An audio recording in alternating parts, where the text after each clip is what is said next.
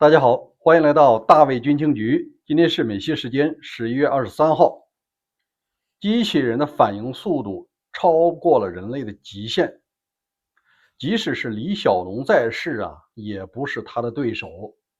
由此可以想见，在未来的战场将是机器人之间的生死对决。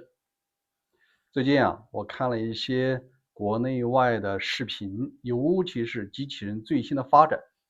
因为普通人觉得机器人这个东西是不是走路慢慢腾腾，别人推一下就倒地，那已经是过去式了。因为现在它的迭代可能是半年就有一次周期。最近我看了一些典型的数据可能会超出你的想象。人类事实上目前已经不是他们的对手了。我说的是在战斗层面。其中一个是中国的叫宇树科技它能够做到集中指挥队列进行，也就是像士兵一样自动充电，然后呢完成任务以后返回，而且呢它有一个统一的箱子，每人一个固定的充电位，这就实现了像士兵一样服从。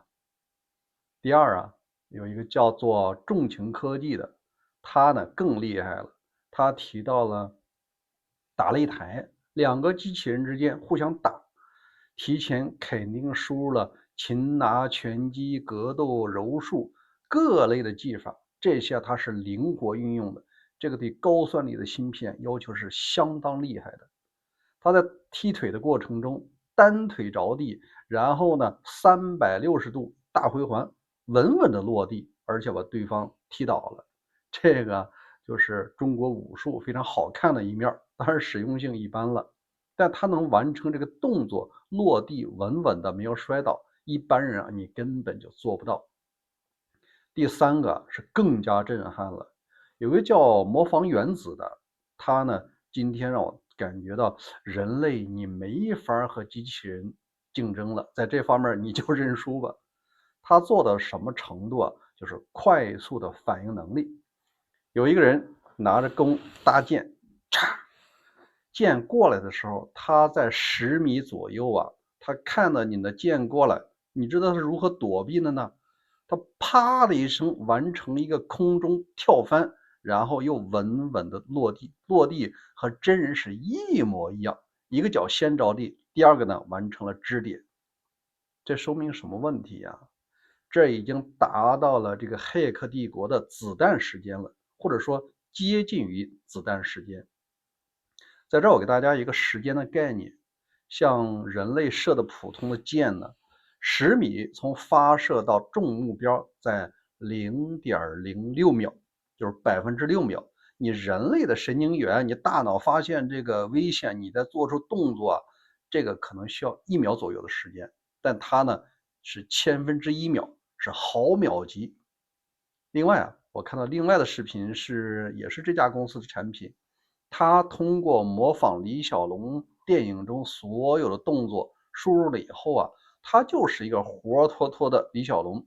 可以这么讲，即使是李小龙在世，你跟他对打也不是他的对手。举个例子吧，李小龙你出拳速度再快，反应再灵敏，双截棍再厉害，但是你在这个机器人面前那就是一个慢镜头，因为他的决策时间是你的1000倍。你就像一个，比如说你挥个拳的话，啪过来，在他看来可能就是这样，完成了1000秒，他随时可以完成这个阻击在这儿我们通过专业视角，一个人的反应速度，比方说有一个人在前面挥动了拳头要打过来了，你是完成了4步。首先你要感知这个人什么意思，挥拳他是要打我吗？第二呢，你就要来分析思考，这个只是跟你开玩笑呢，还是真的要打起来？你通过他面部的表情、挥拳的角度，包括那个喊了一声，你就知道这个人不是开玩笑，他真的要置你于死地。那接下来是决策，就是你要跑还是要反击，最后是执行，你决定什么？先躲，躲完了以后我给他打回去。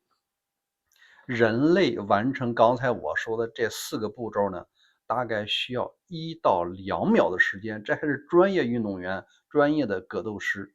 要一般人的话，直接吓呆了，不知道该怎么结结实实你就挨那一拳。但机器人啊，完成这4秒只要1/1000秒，你就可以想见，如果在战场上，一个是人类，你哪怕就是特种兵啊，海豹突击队员、擒拿格斗，什么什么九段，你在他眼里啊，你挥拳的瞬间，他早就过来了。所以说，在战场上，人类和这机器人啊，它根本就不是一个竞争格局的。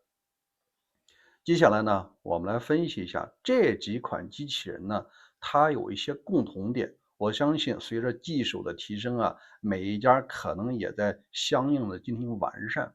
我总结下来5条呢，机器战警比人类战士具备的优势至少有5项啊，其中第一项呢，那就是它比人类更抗造。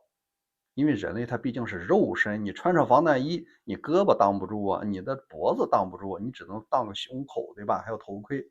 但这些机器人战警啊，它是用钛合金啊，或者是其他的金属完成的，人类的子弹打它上面的啊没事儿，或者说它也可以穿上那个全防护的装甲呀，你打它没关系啊。这个是人类秒杀吧。第二个呢，也是非常重要的一点，就是它的快速反应能力是1/1000秒级的。其中这个叫魔方原子的机器人呢，它有一个详细的说明书。它在看世界的时候，我们是2个眼睛、2个耳朵，对吧？它不是的，它2个眼睛呢，实际上是一个测距和感知，而且是激光测距，它这个精确度就高多了。第二呢，它在这个脖子这个位置呢，还有一个扫描雷达，这个也是毫米级的。也就是讲，它和人类啊完全不在一个感知量级上，你稍微一动，它就给你经过计算完成毫秒级的判断。再就是呢，它的快速反应能力啊是人类的1000倍左右。第三个也是极其重要，人类你学会了各种技能啊，对于他来说20分钟。我看了这产品说明书的，你给他一套新的动作，一套新的拳法，比如说地躺拳、螳螂拳啊、日本空手道或者巴西柔术、泰拳，你给他学习以后啊，一般人你可能得学1星期，你才打得有模有样。你要碰到那种笨的，他可能这1星期也学不会。机器人啊，20分钟他就打得和9段拳师是一模一样，这是快速的学习能力。第四个啊，它有一个比人类更厉害的一点，叫做全地形适应。就是它在感知周围环境的时候，这是柏油马路，这是冰面，这是雪地，这是雨雾天气，这还是泥沼，这是沙滩。比如做抢滩登陆的时候，他就知道底下的海水多深，我应该用什么力量。这点比人类啊跑得更快，也更加的准确。而且呢，你基本上打不倒它。我看了试验视频，有人不停的去踢它，去推它，有人拿一个球去砸它，他数次被砸倒，倒了以后，他啪就起来了。你人类能不能做到？人类做不到吧？它呢有各种的角度，能够快速完成战力，快速完成再次的战斗。当然，第五项这个比人类要重要的多，它有一个使命必达的这种效果，而且呢里边有定位器。假设你给他一个目标，说你去攻击某一个装甲车或者某一个哨所，你把定位给他，他会想尽办法穿越一切的艰难险阻去完成那个目标。你人类可能是一看着机枪在前面扫呢，直接投降了，或者是掉头就跑。他不用，他是冒着枪林弹雨也要完成的，因为在他呢系统中本身就有个定位系统，他就要奔着那个目标去。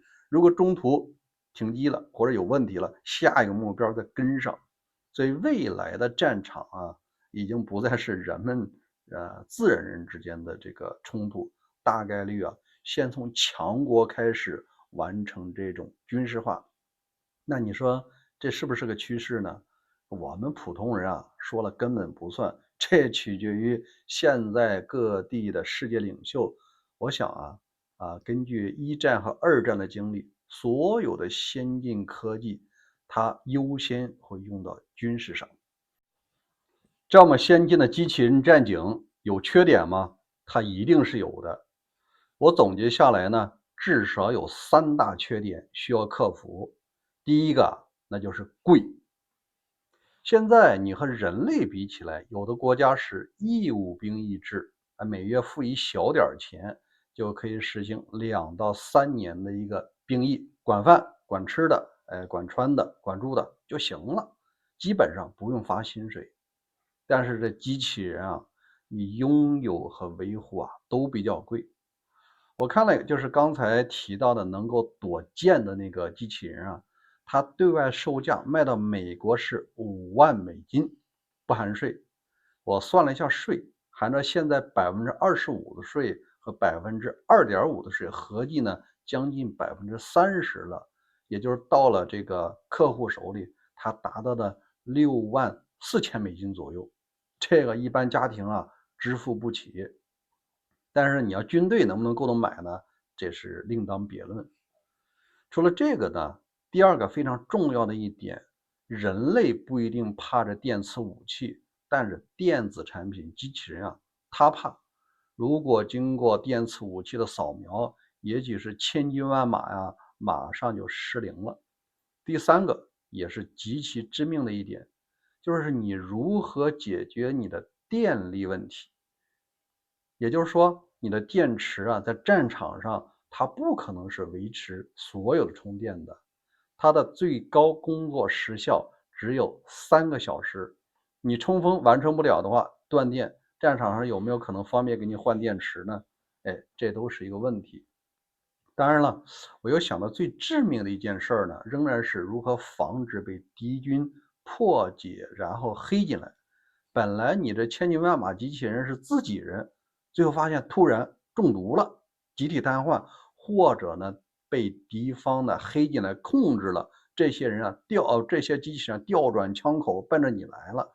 所以说，人类干不成的事儿，这机器也许能干得成。大家赞同我的观点吗？欢迎您在留言区发表您的观点，咱们明天见。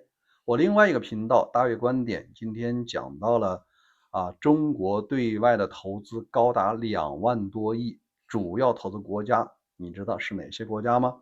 如果您感兴趣，欢迎关注另外的频道大卫观点。这2个频道每天都会更新，咱们明天见。